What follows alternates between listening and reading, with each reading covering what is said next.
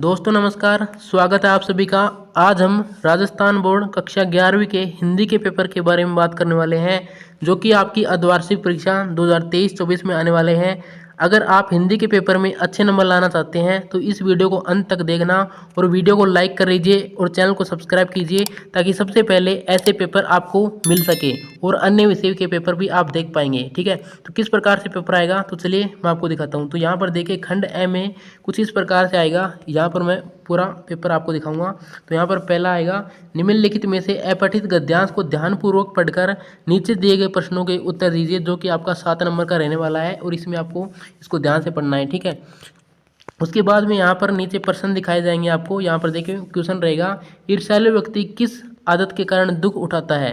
तो यहाँ पर इसमें से पढ़ करके उत्तर देना है। इसमें से इसका आंसर हो जाएगा दूसरों के वस्तुओं को देखकर। ठीक है, इसी प्रकार से क्वेश्चन नंबर दूसरा आने वाला है, अपनी तुलना दूसरों के साथ कौन करता है। तो कौन करता है, ईर्ष्यालु मनुष्य। ये सभी ऑप्शन है ना, ये आपको पैसेज में से देखकर करने हैं। ठीक है, ये तो आपको पता ही होगा। और 7 में से 7 नंबर आने चाहिए, आपका एक भी नंबर नहीं कटना चाहिए ये इस क्वेश्चन पेपर में। ठीक है ना। क्वेश्चन नंबर 3 देखिए, ईर्ष्यालु अपनी पास की वस्तुओं से आनंद नहीं ले पाता क्योंकि उसकी लालसा और अधिक पाने की होती है, उसकी लालसा अधिक धन पाने की होती है। ठीक है, तो ऑप्शन नंबर ए बिल्कुल सही हो जाएगा।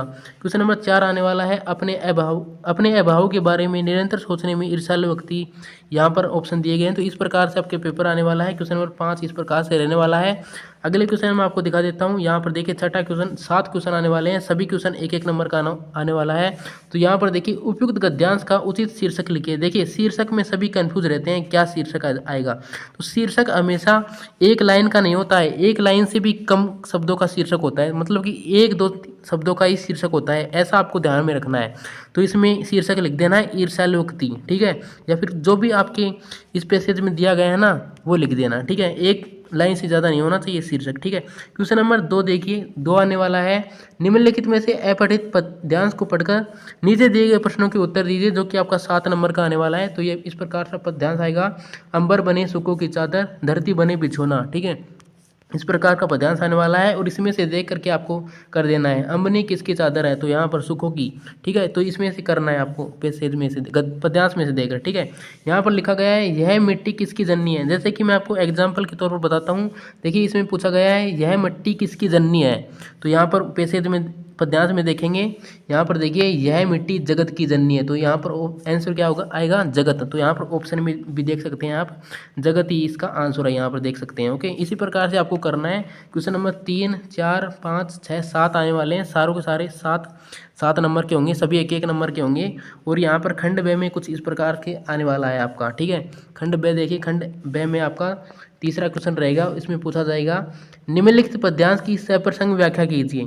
तो इसकी व्याख्या करनी है, आपके कौन से पाठ में से लिया गया है। पहले प्रसंग लिखना है आपको, और प्रसंग लिखने के बाद में इसको व्याख्या आप कर ही देंगे, ये इस पाठ से लिया गया है। प्रसंग में तो ऐसे लिखते हैं, और व्याख्या में क्या करना है, इसकी थोड़ा बहुत हिंदी करनी है, और नहीं आए ना हिंदी तो ऐसे कैसे ही थोड़ा बहुत लगा कर देना है। ठीक है, ऐसे ही करना होता है, बोर्ड में भी ऐसा ही करना होता है, आपको अर्धवार्षिक परीक्षा है ये तो। ठीक है, क्वेश्चन नंबर 4 आने वाला है आपका, निम्नलिखित गद्यांश की सप्रसंग व्याख्या कीजिए।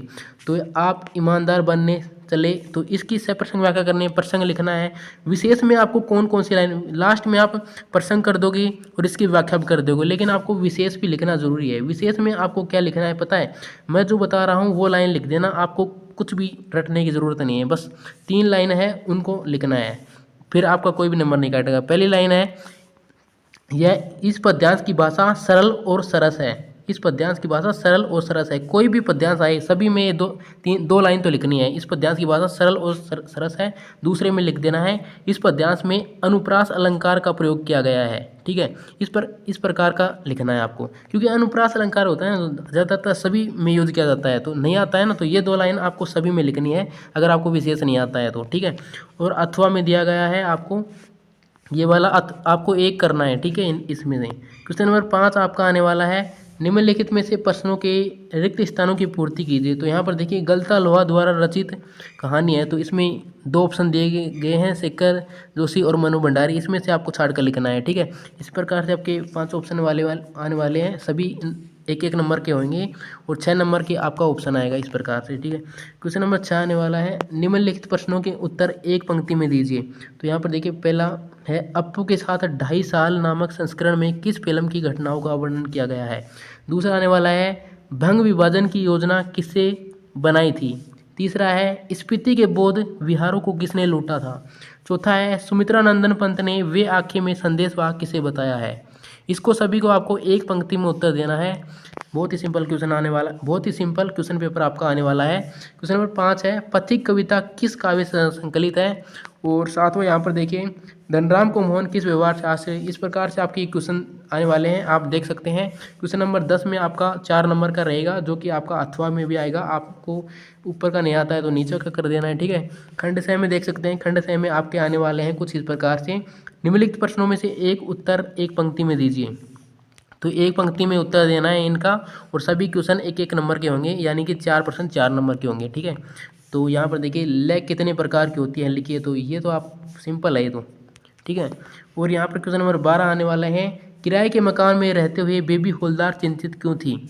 तो ये तो सिंपल क्वेश्चन, ये तो आपके क्वेश्चन आगे 2-2 नंबर के रहने वाले हैं ये क्वेश्चन। देखिए राजस्थान में क्यों कुई किसे कहते हैं। और ये 14वां क्वेश्चन है चित्र पर संगीत ने लोगों के कान बिगाड़ दिए, अक्सर यह आरोप लगाया जाता है। और अथवा में भी इसके आपको देखने को मिलेगा, ठीक है।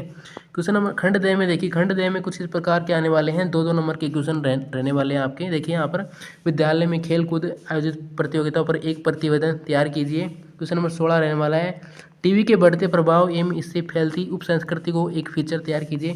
अगर आप इस पेपर की PDF डाउनलोड करना चाहते हैं तो आप हमारे व्हाट्सएप ग्रुप से जुड़ सकते हैं। व्हाट्सएप ग्रुप की लिंक मैं आपको डिस्क्रिप्शन बॉक्स में दे दूंगा, वहां पर जाकर आप इससे जुड़ जाना। वहां पर आपको बोर्ड एग्जाम से संबंधित सारी चीज़ें मैं आपको बता दूंगा, ठीक है। क्वेश्चन नंबर 17 देखिए जिलाधीश झालोर की ओर से सचिव, ये आपका वो आ गया ना, लेटर आ गया, ठीक है। झालोर की ओर से राजस्थान सरकार जयपुर को निर्धारित प्रारूप में एक कार्यालय पत्र लिखी है, जिसमें गायों की फैली हुई लंपी बीमारी राहत दिलाने के लिए राजधानी के विशेष चिकित्सकों को एक दल भेजने के लिए आवेदन कीजिए, ठीक है। ऐसा कुछ पेपर रहने वाला है। और 18वां में रहने वाला है आपका निबंध लिखना है आपको, 7 नंबर का रहेगा, किसी पर भी निबंध लिख देना है। तो निबंध में यहाँ पर बेटी बचाओ, कोरोना, स्वच्छ भारत, आपको कोई भी ले लेना है, इंटरनेट का कर देना है। इंटरनेट में क्या करना है, सबसे पहले आपको प्रस्तावना लिखना है। पहला टॉपिक लिखना है प्रस्तावना। प्रस्तावना में आपको क्या क्या लिखना है, इंटरनेट क्या है, इंटरनेट कब चला, इसके बारे में ठोक देना है, ठीक है। तीसरा इसी प्रकार से पॉइंट नंबर 5वें पॉइंट में आपको लिखना है, लास्ट वाले पॉइंट में उपसंहार। उपसंहार में इसकी उपसंहार में क्या लिखना होता है पता है, उपसंहार में आपको इसका सार लिखना होता है, संक्षेप में वो उपसंहार होता है, ठीक है। ऐसा ही कुछ करना है। और बाकी में आपको जो भी आपने अपने जीवन में, जैसे कि मोबाइल में क्या क्या आता है वो इंटरनेट में ठोक देना, जो भी होता है ना कर देना, आप कोई नंबर नहीं काटेगा इसमें, अधवार्षिक पेपर ही तो है। और मैंने क्या कि मैं जब पढ़ता था ना तो मैंने वार्षिक परीक्षा में भी मेरे मन से ही किए थे, और मेरे हिंदी में 95 नंबर आए थे। चाहे तो आप चेक कर सकते हैं इंस्टाग्राम पर जाकर, मेरी उस 12वीं की मार्कशीट है, 12वीं में मेरे 90+ है और 10वीं में मेरे 95 आए थे। तो 12वीं तो आप चेक कर सकते हैं इंस्टाग्राम पर जाकर, और इंस्टाग्राम की ID में मैं डिस्क्रिप्शन बॉक्स में दे दूंगा। मिलते हैं आपसे एक नए वीडियो में। आशा करता हूँ आपको पेपर अच्छा लगा होगा, वीडियो अच्छी लगी होगी तो अपने दोस्तों में भी इस वीडियो को शेयर कर दीजिए ताकि उनके भी अच्छे नंबर आ सके। धन्यवाद आप सभी का।